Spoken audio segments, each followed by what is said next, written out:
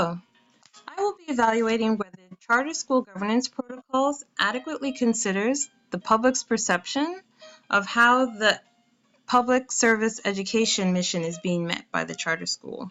Specifically, does the charter school look at how the public perceives them meeting their education mission and the benefits to the community? We will also look at how charter schools engage parents and the community in their governance and curriculum development. As we can see from this recent Gallup poll, the charter school model for delivering education has favorably improved over the years. In 2002, less than 50% of the public polled felt that the charter school model was effective. However, in 2014, 70% of the individuals polled felt that the charter school business model was effective and favorable.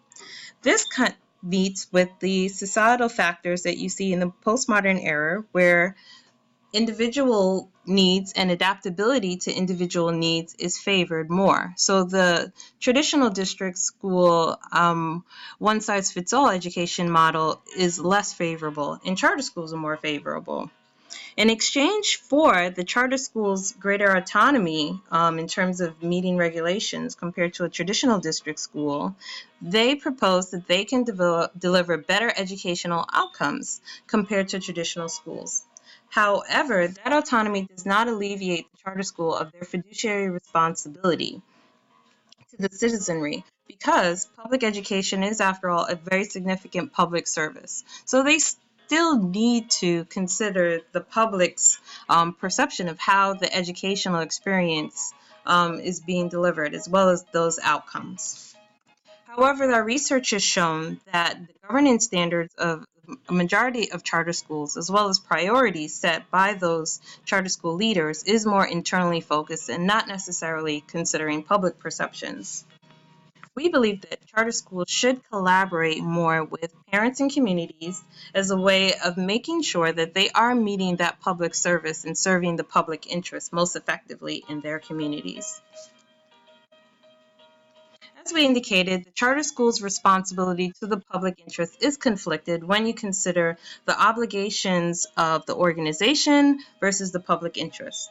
Charter schools run by nonprofits and for-profit boards are more accustomed to looking at what their board standards are, what the charter school standards are with the regulatory bodies.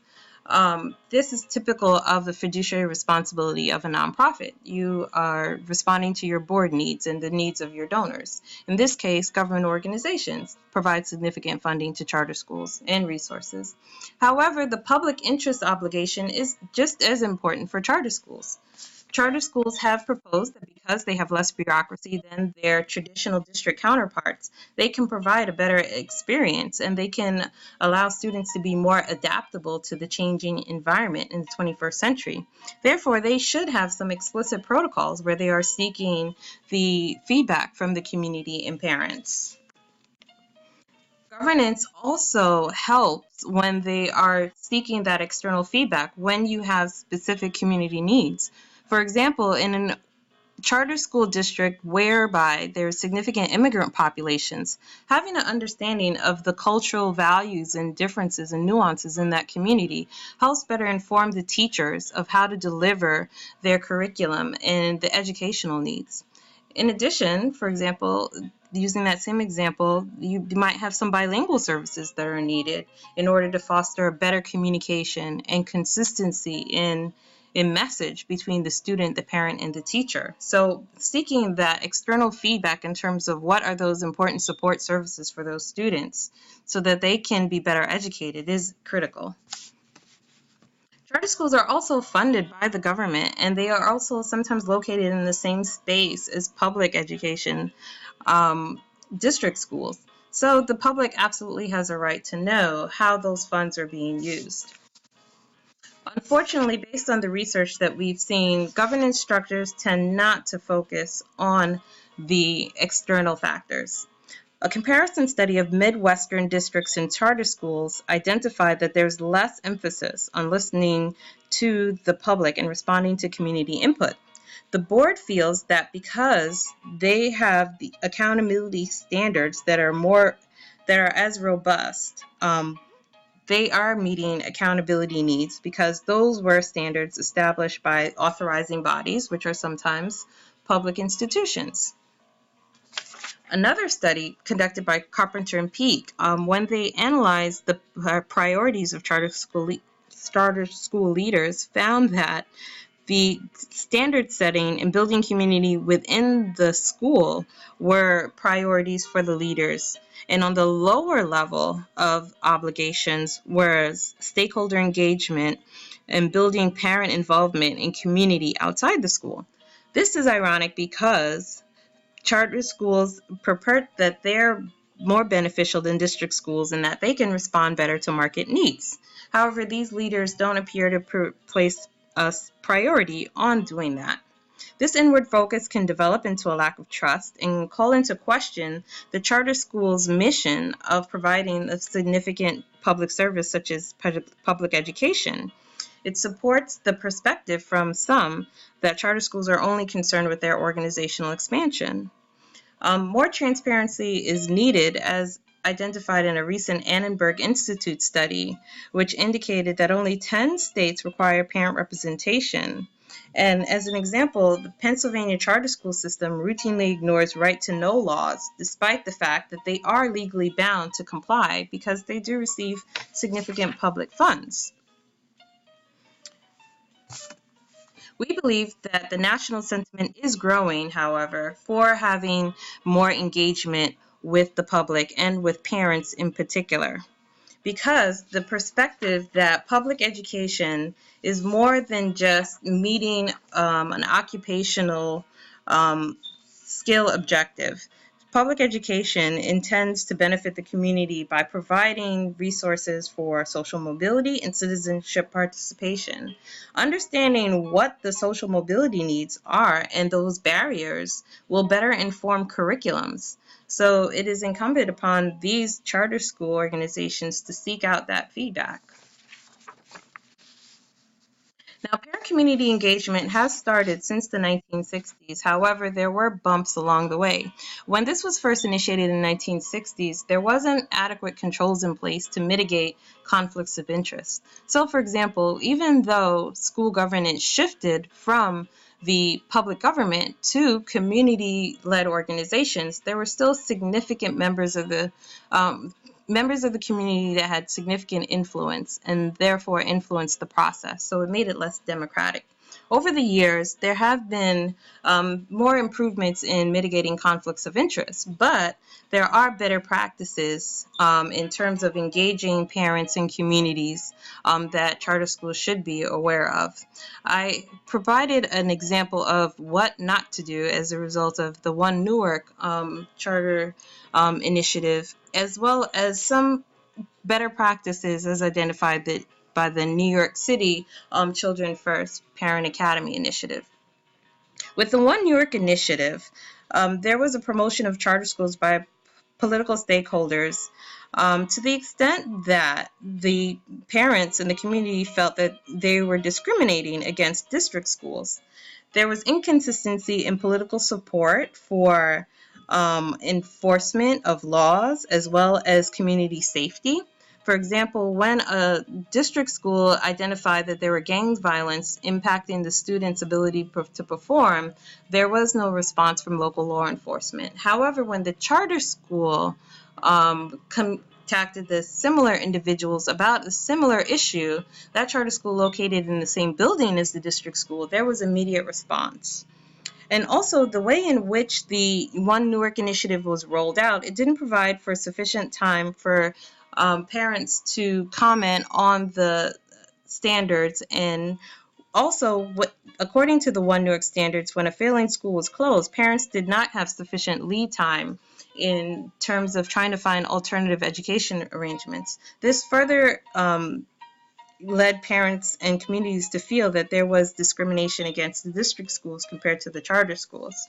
This was also supported by Peter Turnmanian, who was the founder of a Newark charter school called the Greater Newark Charter School.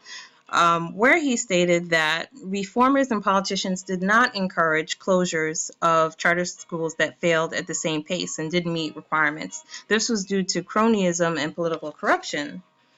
So, counter that with the New York City method of parent engagement, whereby there was at least a year and a half, 2-year lead time in terms of understanding what the parent education councils, which was one mechanism of engaging parents to represent their interests and their perspectives of how education can help their children and how education should be shaped to meet their children's needs.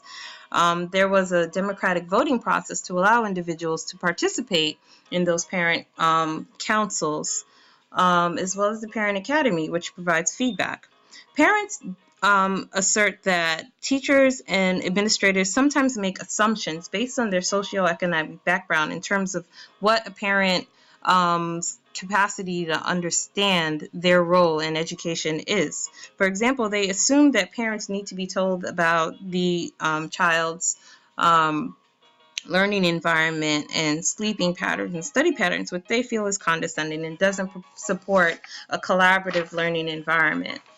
So there are suggestions in terms of how parents and students and teachers can better work together. It's developing a more mutual level understanding of what those needs are. This is akin to the person situation interactionalist model, where you have differing opinions and perspectives and goals that need to be balanced. By implementing a communication style and model that kind of considers and takes the time to consider the different perspectives, it helps. In the terms of school administrators using the person situational interactionalist model, it's easy to understand why administrators and politicians have a different organizational context. However, when you look at the level of insight that a parent can provide in terms of how a child learns and thinks and the cultural social context, it's very important. Here's an example of how a parent actively engaged in the learning experience helps the student. I needed a school that appealed to me from where they came from. I needed a school that could push my kids and that they could grow and innovate and create and love. And being a parent, I needed a school I could love for them and with them. And with Thrive, everything happens. They're creative and innovative and robotics and you name it, they're getting to do it. It is totally the future school. Thrive, after only 2 years in operations, was included in the list of top 65 public schools in the country. So it further supports the fact that parent engagement only helps.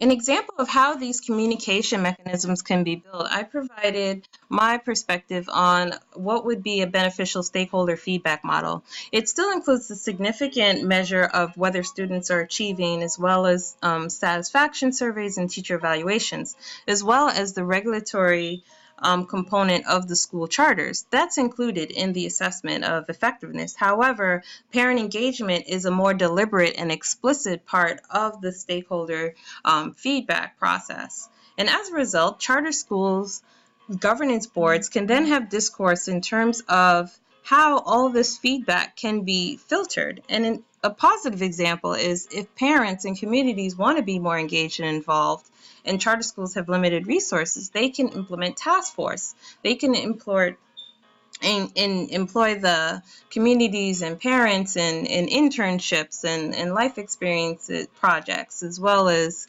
providing bilingual and other support services that the charter school might be limited in. If they engage the charters in the parents collaboratively, they might find additional resources they didn't realize they could tap into.